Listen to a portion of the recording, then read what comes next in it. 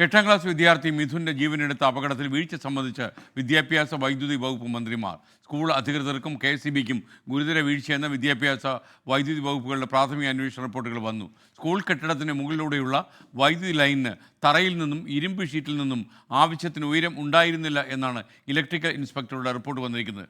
അനാസ്ഥ ഉണ്ടായെന്ന് പൊതുവിദ്യാഭ്യാസ ഡയറക്ടറും പ്രാഥമിക റിപ്പോർട്ടിൽ ചൂണ്ടിക്കാണിക്കുന്നു. ഈ ഇപ്പോൾ ദൃശ്യങ്ങൾ കാണുന്ന ഈ പലകയുടെ മറവ് മാത്രമാണ് ഈ വൈദ്യുതി ലൈനുമായി മാത്രം ഉള്ളത്. അതിനപ്പുറം ഒരു സുരക്ഷിതമായ അകലം ഇതുമായി ബന്ധപ്പെട്ട് ഉണ്ടായിരുന്നില്ല എന്നുള്ളതാണ്. ഈ ക്ലാസ് റൂമിൽ എങ്ങനെയാണ് ഈ ഫിറ്റ്നസ് സർട്ടിഫിക്കറ്റ് വിദ്യാഭ്യാസ വകുപ്പ് നൽകിയത് എന്ന കാര്യത്തിലടക്കം സ്വാഭാവികമായും പരിശോധന വേണം. നിയമപ്രകാരം വൈദ്യുതി ലൈനിന് തറനിരപ്പിൽ നിന്ന് 4.6 മീറ്റർ ഉയരം വേണം.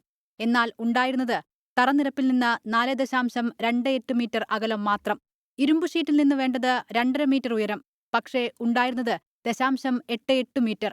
ലൈൻ കേബിൾ ചെയ്ത് സുരക്ഷിതമാക്കാൻ 2 ദിവസം മുൻപ് KSEB സ്കൂൾ മാനേജ്മെന്റിനോട് ആവശ്യപ്പെട്ടിരുന്നു. അടുത്ത യോഗത്തിൽ വിഷയം ചർച്ച ചെയ്യുമെന്നാണ് സ്കൂൾ മാനേജ്മെന്റ് അറിയിച്ചത് എന്നും റിപ്പോർട്ടിലുണ്ട്. KSEBയുടെയും ചീഫ് ഇലക്ട്രിക്കൽ ഇൻസ്പെക്ടറേറ്റിന്റെയും റിപ്പോർട്ടുകൾ വൈദ്യുതി മന്ത്രി K കൃഷ്ണൻകുട്ടിക്ക് സമർപ്പിച്ചു. ചീഫ് സേഫ്റ്റി കമ്മീഷനുടെ അന്വേഷണത്തിനു ശേഷം വീഴ്ച വരുത്തിയവർക്കെതിരെ നടപടിയെന്ന് വൈദ്യുതി മന്ത്രി. അതിൽ പ്രധാനപ്പെട്ടതെന്താ വെച്ചാൽ, ഒന്ന്, ഈ ഷെഡ് കെട്ടുമ്പോൾ പെർമിഷൻ മേടിക്കേണ്ടതാണ്, അത് ചെയ്തിട്ടില്ല.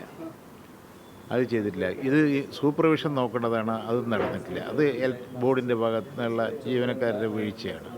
ഇത് രണ്ടും ഏതാണെന്ന് നോക്കി പരിശോധിച്ച ശേഷം ഡീറ്റെയിൽ റിപ്പോർട്ട് ഇനി ഹയർ ഓഫീസേഴ്സ് നടത്തും. എന്നിട്ടേ നമുക്കൊരു നടപടി എടുക്കാൻ പറ്റും. ആരാ ഉത്തരവാദി എന്നൊക്കെ അറിയണമല്ലോ. ലൈനിനടിയിൽ നിർമ്മാണ പ്രവൃത്തി നടത്തിയതിൽ സ്കൂൾ വീഴ്ച വരുത്തി.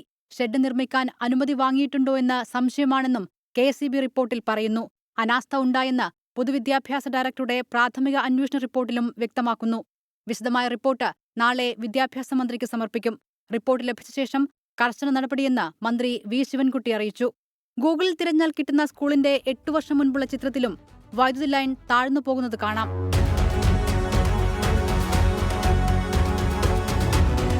എന്നിട്ടും മാനേജ്മെന്റ് നടപടിയെടുത്തില്ല. CPIM നിയന്ത്രണത്തിലുള്ള ജനകീയ സമിതിക്കാണ് സ്കൂളിന്റെ നടത്തിപ്പ് ചുമതല. 24 തിരുവനന്തപുരം.